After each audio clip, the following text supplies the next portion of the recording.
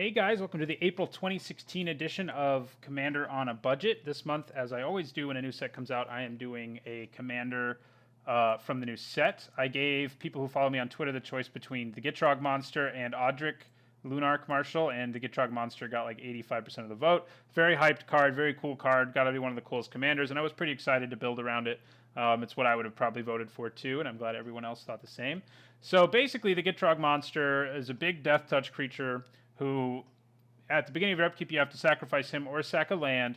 You get to play an additional land on every turn, and whenever a land gets put into your graveyard from anywhere, and that's important, draw a card. It is important to note that it says whenever one or more lands, so if in one instance you put 4 lands in your graveyard to pay for something, or dredging or something like that, you still only draw 1 card because it counts a single instance of lands going to the graveyard as 1 instance. But the things that can get around this are things that say sacrifice a land, colon. So we have that going on in the deck. So as always, I sort of move things into piles to sort of show you what the deck tries to do. Here on the left, we basically just have staples. We have really high quality removal like Vendetta, Mana Vault for acceleration, Sensei's Divining Top, of course, Soul Ring, Felwar Stone. Lignify is a very good green budget staple that I recommend you get. Turns anything into an 0-4, including their commander. Eternal Witness gets you stuff from your graveyard. Kodama's Reach helps us ramp, which we want to do, and helps us get more lands in play, which we want to do. Hero's Downfall can deal with creatures or planeswalkers. Solemn Simulacrum gets me more lands, but I mean, he's good in any deck, but he's especially good in a deck like this one. Garruk Wildspeaker is one of the better budget commanders, planeswalkers rather, because he can either help me ramp or give me a beast to protect myself. Gilded Lotus is good ramp. Acidic Slime is a great 2-for-1 creature who can deal with a lot of problem artifacts and enchantments. Wretched Confluence is quite good. All the Confluences are. The black one is one of the better ones. Can be removal, can give me creatures back, can draw me cards. Obnic Silas Reignited is a great planeswalker who kills stuff and draws you cards. Murderous Cut, just efficient removal. Woodland Bellower can fetch us a lot of our 3-drop or less green creatures, one of which is one of our major win conditions, Terravore, so that's important. Verdant Confluence, the green Confluence, not quite as good, but I like it. Green Warden of Marasa is like Eternal Witness on steroids, and Sacred Tribuilder helps us ramp. So what we have here in the other piles are this pile here, which is ways to put lands into my graveyard. And the ways we have to do that are several. We have things like Sylvan Safekeeper, which gives I can sack a land to protect my Gitrog monster and draw a card in the process, or any other creature. Zuran Orb can gain me life and draw me cards. Raven's Crime lets me make my opponent discard a card, but then with the Retrace, any other land I draw I can discard, which will draw me a card with Gitrog monster and make them discard a card. Dark Blast has Dredge. That means once it's in my graveyard, I can start using its Dredge effect. Every time I hit a land, I get to draw a card, and I get my Dark Blast back. Squandered Resources lets me add a bunch of mana to my mana pool or draw a lot of cards, both really. Grizzly Salvage is a nice way to pick a creature from the top of my library and then get to draw an extra card at instant speed. Drown in Filth is a good removal spell in the deck because we're going to have tons of lands in our graveyard. Dark Heart of the Wood gains, sort of like Zuran Orb, gains me life and lets me draw cards. Edge of Autumn can be like a rampant growth effect, or I can use it as a cycling effect that draws me 2 cards because I have to sack a land. Shambling Shell is another creature with Dredge. Nyx Weaver mills me every turn, so every time it hits a land I get to draw a card, and I can get back cards from my graveyard if I need to. Infernal Tribute lets me sacrifice a non-token permanent, including a land, to help me draw a card, which will draw me 2 cards with Gitrog monster in play. Graveshell Scarab is a creature that can be a win condition on its own because it's large, but it also has Dredge, meaning every time it hits a land I get to draw a card, plus it draws me a card anyway when I sacrifice it. Stinkweed Imp, another Dredge creature, can trade for anything and then Dredge.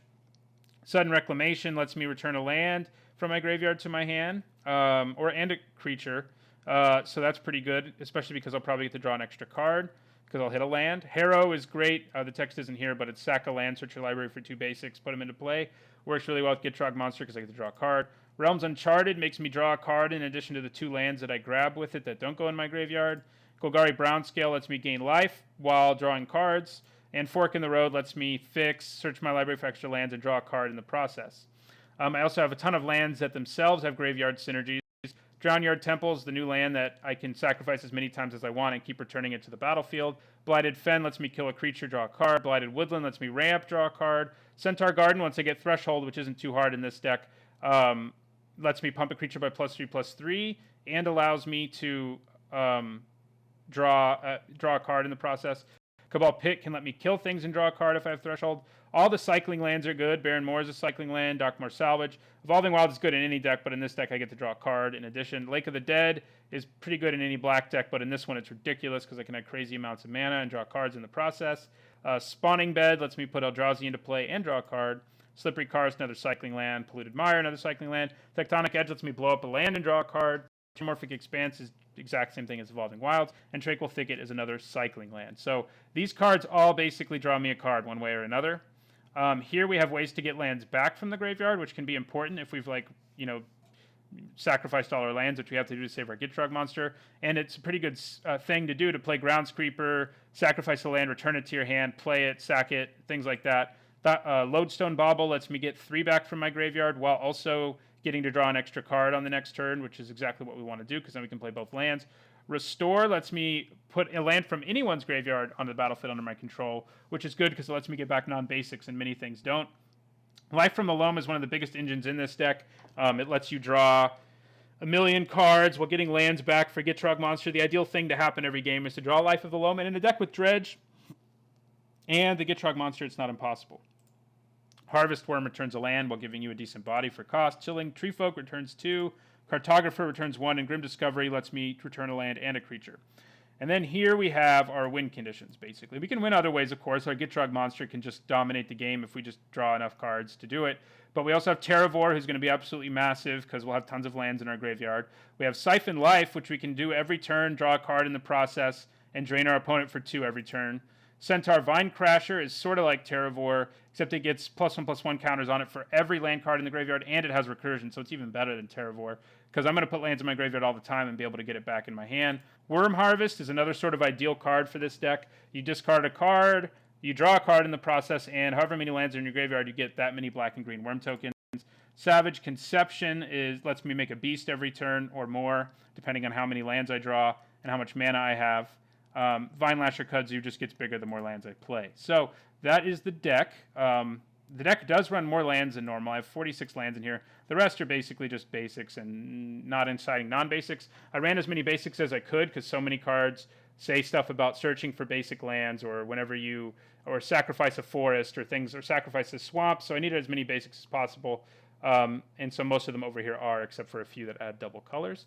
So that is the deck. I'll play 3 games with it now on Magic Online. Let me know what you think of the deck. Let me know if you have any suggestions and so forth. So thanks for watching, and don't forget to like, comment, and subscribe.